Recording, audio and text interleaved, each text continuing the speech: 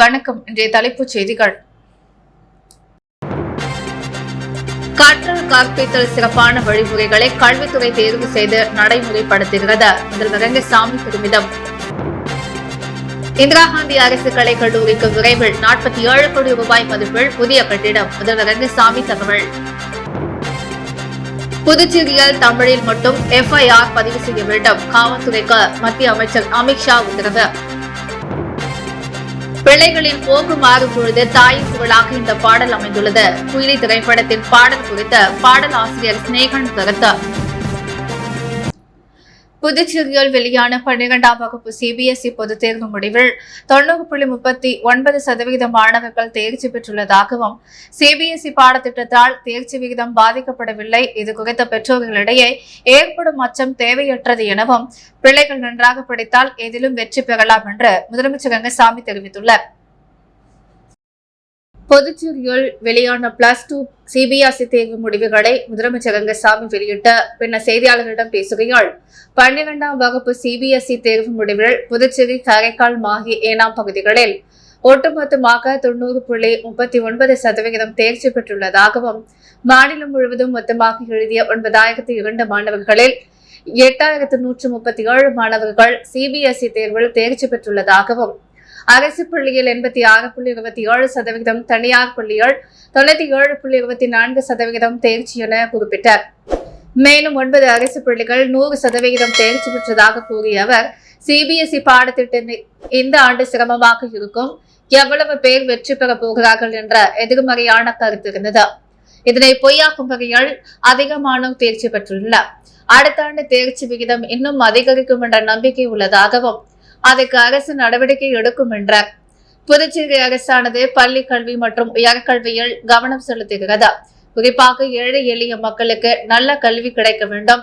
பட்டியலின மாணவர்களுக்கு ஆரம்ப கல்வி முதல் ஆராய்ச்சி படிப்பு வரை எந்த பள்ளியில் படித்தாலும் அதற்கு கட்டணமில்லை. அரசு அறிவித்த திட்டங்கள் அனைத்தையும் செயல்படுத்தி வருகிறது. வெற்றி பெற்ற மாணவர்கள், கல்வி போதித்த ஆசிரியர்கள் ஆகியோருக்கு பாராட்டுகள், வாழ்த்துக்கள். CBSE பாடப்பிரிவில் அதிக தேர்ச்சி கிடைத்துள்ளது. CBSE பாடத்திட்டம் கடினம் என்பது குறித்து பெற்றோர்கள், மாணவர்களிடையே கடந்த காலங்களில் எழுந்த அச்சம் தேவையற்றது. பிள்ளைகள் பிடித்தால் எதிலும் வெற்றி பெறலாம். அதற்கு கல்வித்துறை தேவையான அனைத்து முயற்சிகளையும் எடுக்கும். கற்றல் கற்பித்தலில் சிறப்பான வழிமுறைகளை கல்வித்துறை தேர்வு செய்தால் நடைமுறைப்படுத்துகிறது.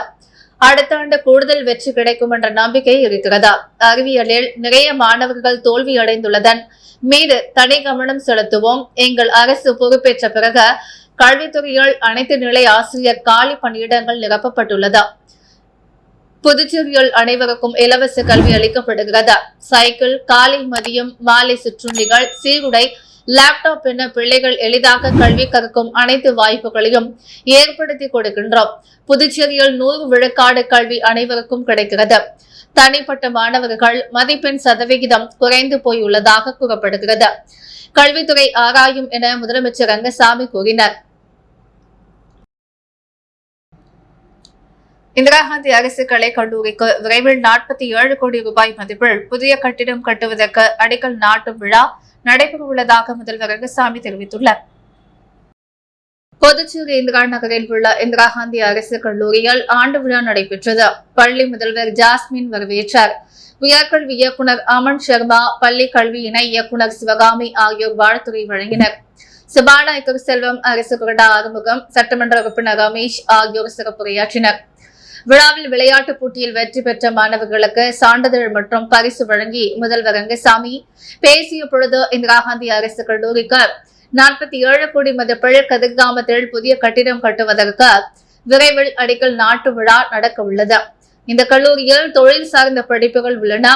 படிப்பை முடித்தவுடனே தனியார் நிறுவனங்கள் மற்றும் வெளிநாடுகளில் வேலைக்கு செல்ல முடியும். இன்ஜினியரிங் படிப்பை முடித்தவர்கள் உதவியாளர் தேர்வு எழுதி பணிக்கு வருகின்றனர். கலை கல்லூரியில் படித்தவர்கள் தான் அலுவலக நிர்வாக திறமைக்கு வர வேண்டும். சென்டாக் மூலம் கலை கல்லூரியில் படிக்க விரும்புபவர்கள் இந்திரா காந்தி அரசு கல்லூரியை தேர்வு செய்கின்றனர் என முதல்வர் பேசினார். புதிய குற்றவியல் சட்டங்கள் நடைமுறைப்படுத்தியது தொடர்பாக தலைமைச் செயலர் வாரத்திற்கு ஒரு முறையும், உள்துறை அமைச்சர் 15 நாட்களுக்கு ஒரு முறையும், கவர்னர் மாதத்துக்கு ஒரு முறையும் ஆய்வு செய்ய மேற்கொள்ள வேண்டும் என மத்திய அமைச்சர் அமித்ஷா உத்தரவிட்டுள்ளார். மத்திய அரசு 3 புதிய குற்றவியல் நடைமுறை சட்டங்களை அமல்படுத்தி ஓராண்டு நிறைவடைந்துள்ளது. இது தொடர்பான சீராய்வு கூட்டம் டெல்லியில் நேற்று நடைபெற்றது. கூட்டத்தில் மத்திய உள்துறை அமைச்சர் அமித்ஷா தலைமை தாங்கி காவல்துறை சிறைகள், நீதிமன்ற வழக்கு விசாரணை மற்றும் தடயவியல் சேவைகள் தொடர்பான முக்கிய விதிகளின் முன்னேற்றம் மற்றும் தற்போதைய நிலை குறித்து ஆய்வு மேற்கொண்டார். கூட்டத்தில் புதுச்சேரி துணைநிலை ஆளுநர் கைலாஷ்நாதன், உள்துறை அமைச்சர் நமச்சிவாயம், தலைமை செயலர் சரத் சௌஹான், போலீஸ் டிஜிபி ஷாலினி சிங் ஆகியோர் கலந்து கொண்டனர். கூட்டத்தில் மத்திய அமைச்சர் அமித்ஷா பேசும் பொழுது, புதுச்சேரியில் FIR தமிழ் மொழியில் மட்டுமே பதிவு செய்யப்பட வேண்டும். அது தேவைப்படுபவர்களுக்கு பிற மொழிகளில் கிடைக்க ஏற்பாடு செய்ய வேண்டும். பிரதமர் மோடி தலைமையில் கொண்டுவரப்பட்ட 3 புதிய குற்றவியல் சட்டங்களை அமல்படுத்துவதில் புதுச்சேரி சிறப்பாக செயல்பட்டுள்ளது. மேலும் புதிய குற்றவியல் சட்டங்கள் நடைமுறைப்படுத்திய தொடர்பாக தலைமை செயலர் டிஜிபி வாரத்திற்கு ஒரு முறையும், உள்துறை அமைச்சர் 15 நாட்களுக்கு ஒரு முறையும், கவர்னர் மாதத்திற்கு ஒரு முறையும் ஆய்வு செய்ய வேண்டும் என்றார். சர்வதேச அந்நியர் தினத்தை முன்னிட்டு BM Film International தயாரிப்பில் உருவாக்கியுள்ள குயிலி திரைப்படத்தின் பாடல் வெளியாகி ரசிகர்களை வெகுவாக கவர்ந்துள்ளது. புதுச்சேரியை சார்ந்த BM International Film நிறுவனத்தின் தயாரிப்பில் இயக்குநர் முருகசாமி இயக்கத்தில் லிசி, அன்டோனி, அருண்குமார் உள்ளிட்ட முன்னணி திரைக்கலைஞர்கள் நடித்துள்ள குயிலி திரைப்படம் விரைவில் திரையரங்குகளில் வெளியாக உள்ளது. இந்த நிலையில் சர்வதேச அந்நியர் தினத்தை முன்னிட்டு இசையமைப்பாளர் ஜோஸ்மித் இசையால் பாடலாசிரியர் ஸ்னேகா வரிகளில் உருவான 40 மாசம் என்ற பாடலை பிரபல திரைப்பட பாடகி வைக்கம் விஜயலட்சுமி பாடியுள்ளார். தற்போது இந்த பாடல் இசட் மியூசிக் சவுத் என்ற யூடியூப் தளம் மற்றும் பல்வேறு சமூக வலைதளங்களில் வெளியாகி ரசிகர்களிடையே பெரும் வரவேற்பை பெற்றுள்ளது. இது தொடர்பாக பேசியுள்ள பாடலாசிரியர் ஸ்னேகன், நிறைய பாடல்களை எழுதியிருந்தாலும் இந்த பாடல் உணர்வுகளை வேறொரு இடத்திற்கு கடத்தி செல்லும் என்றும், பிள்ளைகளின் போக்கு மாறும் பொழுது தாயின் குரலாக இந்த பாடல் வந்துள்ளது என கூறினார். இறைச்சல் இசையுடன் கூடிய கலாச்சாரத்தின் மத்தியில் வரிகளை காயப்படுத்தாமல் இசை அமைத்துள்ளது வரவேற்கத்தக்கது என தெரிவித்தார். மேலும் இந்த படத்தை தயாரித்து நடித்துள்ள புதுச்சேரியைச் சேர்ந்த தொழிலதிபர் அருண்குமாருக்கு ஸ்னேகன் வாழ்த்து தெரிவித்துள்ளார். புதுச்சேரி CBSE +2 10ஆம் வகுப்பு பொதுத் தேர்வு முடிவுகள் நேற்று வெளியானது. இதில் புதுச்சேரி அமலோபாவம் மேல்நிலைப்பள்ளி 100% தேர்ச்சி பெற்று சாதனை படைத்துள்ளது. புதுச்சேரி CBSE +2 10ஆம் வகுப்பு தேர்வு முடிவுகள் நேற்று வெளியானது. இதில் புதுச்சேரி அமலோபாவம் மேல்நிலைப்பள்ளி 100% தேர்ச்சி பெற்று சாதனை படைத்துள்ளது. இப்பள்ளியில் தேர்வு எழுதிய 156 பேர்கள் அனைவரும் தேர்ச்சி அடைந்துள்ளனர். அதோடு 500க்கு 489 மதிப்பெண்கள் பெற்ற பரணிதரன் என்ற மாணவன் முதலிடத்தை பிடித்துள்ளார். 481 மதிப்பெண்கள் எடுத்த தனுஷ் 2ஆம் இடத்தையும், 478 மதிப்பெண்கள் எடுத்த ஹரிஹரன் 3ஆம் இடத்தையும் பிடித்துள்ளனர். முதலிடம் பெற்ற மாணவனுக்கு 4 கிராம் தங்க நாணயமும், 2ஆம் இடம் பிடித்த மாணவருக்கு 2 கிராம் தங்க நாணயமும், 3ஆம் இடம் பிடித்த மாணவனுக்கு 1 கிராம் தங்க நாணயம் வழங்கப்பட்டது. இதேபோல் 10ஆம் வகுப்பு CBSE தேர்வில் 100% தேர்ச்சி பெற்று சாதனை படைத்துள்ளது.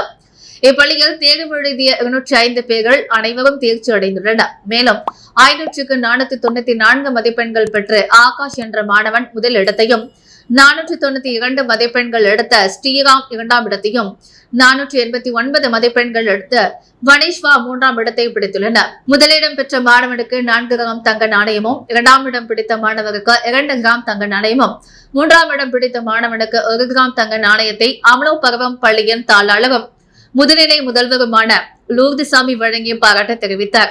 சாதனை படைத்த மாணவர்களை பள்ளியின் முதல்வர் பிரிட்டோ மற்றும் ஆசிரியர்கள் பாராட்டினர்.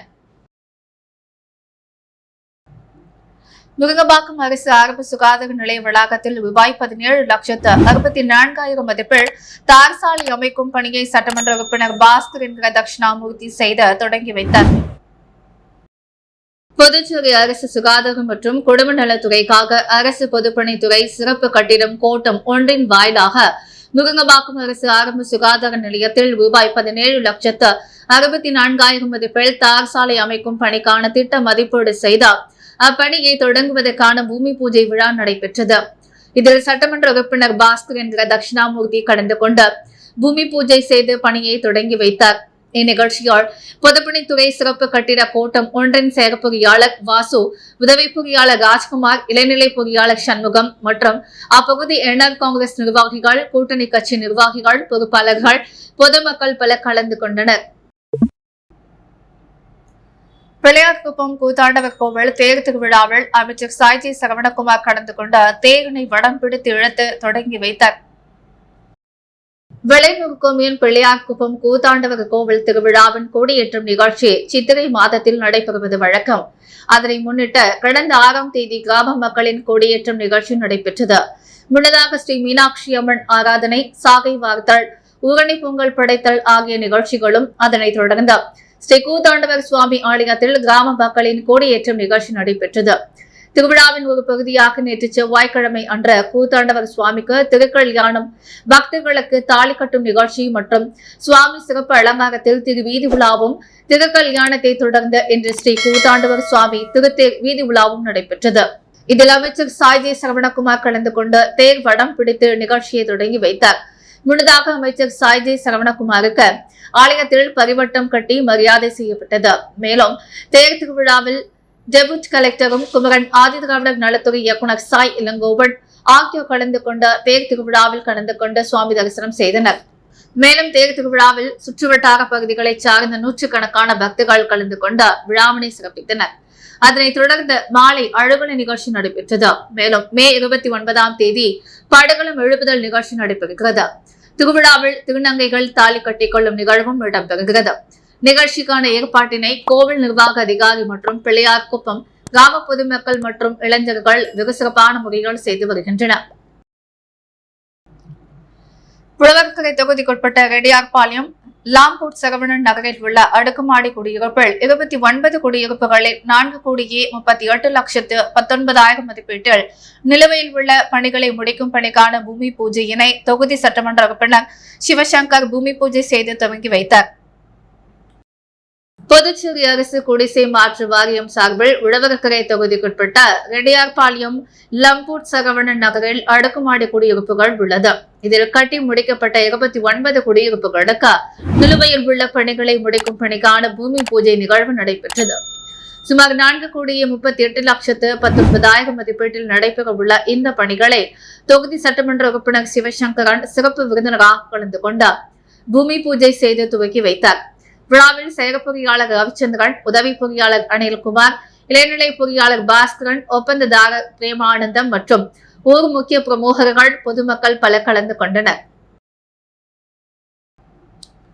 காமராஜர் வீடு கட்டும் திட்டத்தை பிரதமரின் வீடு கட்டும் திட்டத்துடன் இணைத்த ரூபாய் 5 லட்சம் மானியம் வழங்குவதற்கான விண்ணப்ப படிவத்தை துறை அமைச்சர் திருமுருகன் மற்றும் குடிசை மாற்று வாரிய அதிகாரிகள் முதல்வரிடம் காண்பித்து ஒப்புதல் பெற்றனர். லாம்பாட் சரவணன் நகரில் புதுச்சேரி அரசு குடிசை மாற்று வாரியம் மூலம் 896 அடுக்குமாடி குடியிருப்புகள் கட்ட ஒப்புதல் பெறப்பட்டதில் 464 குடியிருப்புகளுக்கான கட்டுமான பணிகள் தடைப்பட்டிருந்தன. முதல்வர் ரங்கசாமி நேற்று குடிசை மாற்று வாரிய அதிகாரிகளை நேரில் அழைத்தார். மீதமுள்ள பணிகளை 6 மாத காலத்திற்குள் முடித்து பயனாளிகளிடம் ஒப்படைக்க வேண்டும் என உத்தரவிட்டார். மேலும் அங்கு குடிநீர் சாலை, கழிவுநீர், வாய்க்கால் போன்ற அடிப்படை வசதிகளையும் விரைந்து முடித்து பயனாளிகளிடம் ஒப்படைக்க வேண்டும் என தெரிவித்தார். இதைத் தொடர்ந்து அதிகாரிகள் இன்று மீதமுள்ள பணிகளை தொடங்குவதற்காக தெரிவித்தனர். அதேபோல் காமராஜர் வீடு கட்டும் திட்டத்தை பிரதமரின் வீடு கட்டும் திட்டத்தில் இணைத்தார். ரூபாய் 5 லட்சம் மானியம் வழங்குவதற்கான விண்ணப்ப படிவத்தை துறை அமைச்சர் திருமுருகன் மற்றும் குடிசை மாற்று வாரிய அதிகாரிகள் முதல்வரிடம் காண்பித்து ஒப்புதல் பெற்றனர். அப்போது வீடு கட்டுவதற்கான மானிய தொகை பயனாளிகளுக்கு விரைவில் சென்று சேரும் வகையில் விண்ணப்பங்களை உடனடியாக வழங்கிட நடவடிக்கை எடுக்குமாறு அறிவுறுத்தினர். சட்டமன்ற உறுப்பினர் நேரு குடிசை மாற்று வாரியம் மற்றும் பொலிவு நகர திட்ட அதிகாரிகள் உடன் இருந்தனர். புதுச்சேரி மாநிலத்தின் சமூக பொருளாதார குறியீடுகள் மற்றும் வளர்ச்சி சாதனைகள் உள்ளிட்ட தகவல்களுடன் கூடிய நிறைவான மற்றும் கருத்துமான புள்ளி விவரங்கள் அடங்கியுள்ள புதுச்சேரி ஒரு பார்வை 2024 என்னும் கையேட்டினை முதல்வர் ரங்கசாமி வெளியிட்டார். புதுச்சேரி அரசு பொருளாதாரம் மற்றும் புள்ளி விவர இயக்குநரகம் சார்பில் புள்ளி விவர வெளியீடான புதுச்சேரி ஒரு பார்வை 2024 எனும் கையேட்டினை முதல்வர் ரங்கசாமி வெளியிட்டார். இதனை சபாநாயகர் செல்வம், அமைச்சர்கள் லட்சுமி நாராயணன், திருமுருகன் மற்றும் அரசு செயலர் சுந்தரேசன், புதுவை பல்கலைக்கழகத்தின் துணைவேந்தரும் பிரகாஷ் பாபு, புதுவை பல்கலைக்கழக இயக்குனர் தர்ணிகரசு, துறை இயக்குனர் ரத்ன கோஷ் கிஷோர் சௌரி ஆகியோர் கையேட்டினை பெற்றுக் கொண்டனர். புதுச்சேரி ஒரு பார்வை 2024 எனும் இந்த கையேட்டில் புதுச்சேரி மாநிலத்தின் சமூக பொருளாதார குறியீடுகள் மற்றும் வளர்ச்சி சாதனைகள் உள்ளிட்ட தகவல்களுடன் கூடிய நிறைவான மற்றும் கருக்கமான புள்ளி விவரங்கள் அடங்கியுள்ளன. மக்கள் தொகை, பொருளாதாரம், வேளாண்மை, தொழில்துறை, சுகாதாரம், கல்வி, உட்கட்டமைப்பு மற்றும் சமூக நலம் உள்ளிட்ட பல்வேறு துறைகளின் புதுப்பிக்கப்பட்ட மற்றும் ஒப்பீட்டளவில் தொகுக்கப்பட்ட தகவல்கள் அடங்கியுள்ளது. திட்டமிடல், முடிவெடுத்தல் மற்றும் வளர்ச்சி திட்டங்களை சிறப்பாக கண்காணிக்க இந்த கையேடு உதவுகிறது. இப்பதிப்பில் சமீபத்திய தகவல்களும் வளர்ச்சி போக்குகளையும் காட்டும் ஒப்பீடு புள்ளி விவரங்களும் இடம்பெற்றுள்ளன. புதுச்சேரி மாநிலத்தில் சமூக பொருளாதார நிலைமையை பற்றியும் வெளிப்படைத்தன்மை, தகவல் அறிதல் மற்றும் பொது விழிப்புணர்வு ஆகியவற்றை மேம்படுத்தும் வகையில் இக்கையேடு வடிவமைக்கப்பட்டுள்ளது. நோயாளிகளுக்கு வேண்டிய மருந்துகள் அதி விலை உயர்ந்த மருந்துகளாக இருந்தாலும் அனைத்து மருந்துகளும் அரசு மருத்துவமனைகளிலேயே கொடுக்கப்பட வேண்டும் என நலவழித்துறையை மேம்படுத்துவது குறித்த ஆய்வுக் கூட்டத்தில் முதலமைச்சர் ரங்கசாமி உத்தரவிட்டுள்ளார். புதுச்சேரி அரசு நலவழித்துறையை மேம்படுத்துவது குறித்து ஆய்வுக் கூட்டம் முதலமைச்சர் ரங்கசாமி தலைமையில் புதுச்சேரி சட்டப்பேரவையில் நடைபெற்றது. இக்கூட்டத்தில் நலவழித்துறையின் மூலம் செயல்படுத்தப்படும் திட்டங்கள் மற்றும் மேற்கொள்ளப்பட வேண்டிய பணிகள் குறித்து விரிவாக ஆராயப்பட்டது. அப்போது முதலமைச்சர் ரங்கசாமி நலவழித்துறையில் காலியாக உள்ள அனைத்து பணியிடங்களையும் உடனே நிரப்ப நடவடிக்கை எடுக்குமாறு உத்தரவிட்டார். இதனைத் தொடர்ந்து அனைத்து அரசு மருத்துவமனைகள், ஆரம்ப சுகாதார நிலையங்களில் இருப்பில் உள்ள உயிர்காக்கும் மருந்துகளின் விவரங்களை கேட்டறிந்த முதலமைச்சர் நோயாளிகளுக்கு வேண்டிய மருந்துகள் அது விலை உயர்ந்த மருந்துகளாக இருந்தாலும் அனைத்து மருந்துகளும் அரசு மருத்துவமனைகளிலேயே கொடுக்கப்பட வேண்டும், வெளியில் சென்று மருந்துகளை வாங்க பரிந்துரைக்க கூடாது என்று அறிவுறுத்தினார். மேலும் அரசு மருத்துவமனைகளில் வாங்கப்பட்டுள்ள மருத்துவ கருவிகள் அனைத்தும் முறையாக பராமரிக்கப்பட்ட செயல்பாட்டில் உள்ளதை உறுதிப்படுத்த வேண்டும் என்றும் நலவழித்துறை அதிகாரிகளுக்கு முதலமைச்சர் உத்தரவிட்டார். அதேபோல் முதலமைச்சரை தலைவராக கொண்ட புதுச்சேரி மருத்துவ நிவாரணம் சங்கத்தின் மூலம் மருத்துவ நிதி உதவி வழங்கும் திட்டத்தை அனைத்து மக்களும் பயன்பெறும் வகையில் மீண்டும் செயல்பாட்டிற்கு கொண்டுவர வேண்டும் என்று கேட்டுக்கொண்டார். புதுச்சேரிக்கு தனி மாநில தகுதி கேட்டு மத்திய அரசை வலியுறுத்தி வரும் 27/6/2025 அன்று தலைநகர் புதுடில்லிக்கு சென்று போராட்டம் நடத்த உள்ள நிலையில் இதற்கான கையெழுத்து இயக்கத்தினை முதல்வர் ரங்கசாமி தொடங்கி வைத்தார். புதுச்சேரிக்கு தனி மாநில தகுதி வேண்டும் என உருளையன்பேட்டை தொகுதி சுயேட்சை சட்டமன்ற உறுப்பினர் நேரு என்கிற குப்புசாமி தலைமையில் பொதுநல அமைப்புகள் ஒன்றிணைந்து கடந்த 3 ஆண்டுகளாக பல கட்டங்களாக போராடி வருகின்றன. மேலும் கடந்த 2 சட்டமன்ற கூட்டத்தொடர்களில் சட்டமன்ற உறுப்பினர் நேரு என்கிற குப்புசாமி புதுச்சேரிக்கு மாநில அந்தஸ்துக்கு பெறுவதற்கான கோரிக்கையை வலியுறுத்தி தனி நபர் தீர்மானத்தை சட்டமன்றத்தில் கொண்டு வந்தார். அதை முதலமைச்சர் ரங்கசாமி அரசு தீர்மானமாக மேற்கொள்வதாக கூறி அனைத்து கட்சி சட்டமன்ற உறுப்பினர்கள் ஆதரவோடு புதுச்சேரிக்கு தனி மாநில தகுதி கொடுக்க வேண்டும் என்ற மத்திய அரசை வலியுறுத்தும் தீர்மானத்தை சட்டமன்றத்தில் ஒருமனதாக நிறைவேற்றி கடந்த 2 சட்டமன்ற கூட்டத்தொடரிலும் 15 மற்றும் 16வது முறையாக ஒருமனதாக தீர்மானங்கள் நிறைவேற்றப்பட்டன. இத்தீர்மானங்கள் மத்திய அரசுக்கு முறையே அனுப்பி வைக்கப்பட்டது. ஆனால் மத்திய அரசு தனி மாநில தகுதி வழங்குவதற்கான எந்தவித நடவடிக்கையும் இதுவரை எடுக்காமல் மாநில அரசு கோரிக்கைக்கு செவிசாய்க்கவில்லை. இந்த நிலையில் புதுச்சேரிக்கு தனி மாநில தகுதி கேட்டு மத்திய அரசை வலியுறுத்தி வரும் 27/6/2025 அன்று தலைநகர் புதுடில்லிக்கு சென்று போராட்டம் நடத்துவது என முடிவு செய்யப்பட்டுள்ளது. இதனையொட்டி மாநில தொகுதிக்காக புதுச்சேரி மற்றும் காரைக்கால் மாவட்ட மக்களிடம் கையெழுத்து இயக்கம் நடத்துவது எனவும் தீர்மானிக்கப்பட்டுள்ளது. அதாவது புதுச்சேரி, காரைக்கால் மக்களிடம் மொத்தம் 1,00,000க்கு மேற்பட்ட கையெழுத்து பெறுவது என்றும் அக்கையெழுத்து மனுவை டெல்லி சென்று மத்திய அரசிடம் ஒப்படைக்கவும் திட்டமிட்டுள்ளோம். இந்த கையெழுத்து இயக்கத்தை இன்று சட்டப்பேரவை வளாகத்தில் உள்ள முதலமைச்சர் அலுவலகத்தில் முதலமைச்சர் ரங்கசாமி மனுவில் முதல் கையெழுத்து போட்டு தொடங்கி வைத்துள்ளார். மேலும் இக்கையெழுத்து இயக்கத்தில் அமைச்சர்கள், அனைத்து சட்டமன்ற உறுப்பினர்கள், அனைத்து கட்சி தலைவர்கள், பொதுநல அமைப்பு தலைவர்கள், விவசாயிகள், வணிகர்கள், மாணவர்கள், அரசு ஊழியர்கள், வழக்கறிஞர்கள், மருத்துவர்கள், தொழிலாளர்கள் மற்றும் அனைத்து தரப்பு பொது மக்களிடம் கையெழுத்து பெறுவது என திட்டமிட்டுள்ளோம். இந்த நிகழ்வின் போது சட்டமன்ற உறுப்பினர் நேரு என்கிற குப்புசாமி மற்றும் பொதுநல அமைப்பு தலைவர்கள் உடனிருந்தனர். புதுச்சேரி திமுக அவைத் தலைவரும் முன்னாள் அமைச்சருமான சிவகுமார் பிறந்த நாளையொட்டி மாநில மாணவரி துணை அமைப்பாளர் முத்தரசன் தலைமையால் 100க்கும் மேற்பட்டோர் பேரணியாக சென்று அவருக்கு கேக் வெட்டி வாழ்த்துக்களை தெரிவித்தனர். புதுவை மாநிலம் திமுக அவை தலைவரும் முன்னாள் கல்வித்துறை அமைச்சருமான SP சிவகுமார் பிறந்த நாளை முன்னிட்டு திமுகவினர் மற்றும் பல்வேறு கட்சியினர் அவரை நேரடியாக சந்தித்து பிறந்தநாள் வாழ்த்து தெரிவித்தனர். அதன் ஒரு பகுதியாக புதுவை மாநிலம் மாணவர் அணி துணை அமைப்பாளர் முத்தரசன் தலைமையால் சுமார் 100க்கும் மேற்பட்டோர் மிஷின் வீதியிலிருந்து இருசக்கர வாகனத்தில் பேரணியாக சென்றார். முன்னாள் அமைச்சருக்கு மாலை அணிவித்து பிரம்மாண்ட கேக் வெட்டி கொண்டாடினர். இந்நிகழ்ச்சியில் தொகுதி செயலாளர் மோகன் முன்னிலை வகித்தார். தொண்டரணி அமைப்பாளர் வீரையன் மற்றும் திமுக மாநில நிர்வாகிகள் உட்பட பலர் கலந்து கொண்டனர். புதுச்சேரி நகராட்சி ஊழியர்கள் கூட்டுறவு கடன் சங்க பொது பேரவை கூட்டம் நடைபெற்றது. புதுச்சேரி நகராட்சி ஊழியர்கள் கூட்டுறவு கடன் சங்கத்தின் போது பேரவை கூட்டம் செயின்ட் தெரேசா வீதியில் உள்ள சரஸ்வதி ஹாலில் இன்று நடைபெற்றது. கூட்டத்தில் தலைவர் செல்வம், துணைத் தலைவர் குமரன், பொருளாளர் முனியன், இயக்குநர்கள் பத்ரீஸ், தெலமோஸ், செல்வகுமார், அருள்தாஸ், நளினா உள்ளிட்ட கலந்து கொண்டனர். தொடர்ந்து நடைபெற்ற இந்த கூட்டத்தில் 2023 மற்றும் 24 ஆண்டிற்கான தணிக்கை அறிக்கை சமர்ப்பிக்கப்பட்டது. தொடர்ந்து 2025-26 ஆண்டிற்கான உத்தேச வரவு செலவினை அங்கீகரித்தனர். மேலும் ஈவு நிர்ணயம் செய்யப்பட்டது. கூட்டத்தில் ஏராளமான நிர்வாகிகள் பல கலந்து கொண்டனர். ஆதிதிராவிடர் நலத்துறை மூலம் உப்பளம் தொகுதியால் இலவச மனைப்பட்டா வழங்க வலியுறுத்தி சட்டமன்ற உறுப்பினர் அனிபால் கென்னடி நலத்துறை இயக்குநர் இளங்கோவனை சந்தித்து ஆலோசனை நடத்தினர். உப்பளம் தொகுதி ஆட்டுப்பட்டி, நேதாஜி நகர், 2 வேங்காய்த்தோப்பம் மற்றும் ரோடியர்பேட் பகுதிகளில் வாழும் ஏழை மற்றும் சமூகத்தில் பின்தங்கிய மக்களுக்கு இலவச மனைப்பட்டா அல்லது அடுக்குமாடி குடியிருப்புகள் வழங்குவதற்கான முயற்சிகள் தொகுதி சட்டமன்ற உறுப்பினர் அனிபால் கென்னடி நடவடிக்கை மேற்கொண்டார். இது தொடர்பாக சட்டசபையால் முதல்வர் மற்றும் சம்பந்தப்பட்ட அமைச்சர்களிடம் வலியுறுத்தி வந்தார். இதையடுத்து நிலம் பெறுவதற்கான உரிமம் வழங்கப்பட்டது. தொடர்ந்து ஆதிதிராவிடர் நலத்துறையின் சிறப்பு கூறு நிதி மூலம் இந்த திட்டம் செயல்படுத்தப்படும் வகையால் திட்டமிடப்பட்டுள்ளது. திட்டம் தொடர்பாக ஆதிதிராவிடர் நலத்துறை இயக்குநர் இளங்கோவனை சட்டமன்ற உறுப்பினர் அனிபால் கென்னடி நலத்துறை அலுவலகத்தில் சந்தித்து ஆலோசனை நடத்தினார். ஆலோசனைகள் மக்களுக்கு இலவச மனைப்பட்டா வழங்க அரசே நேரடியாக நிலங்களை கைப்பற்ற வேண்டும்.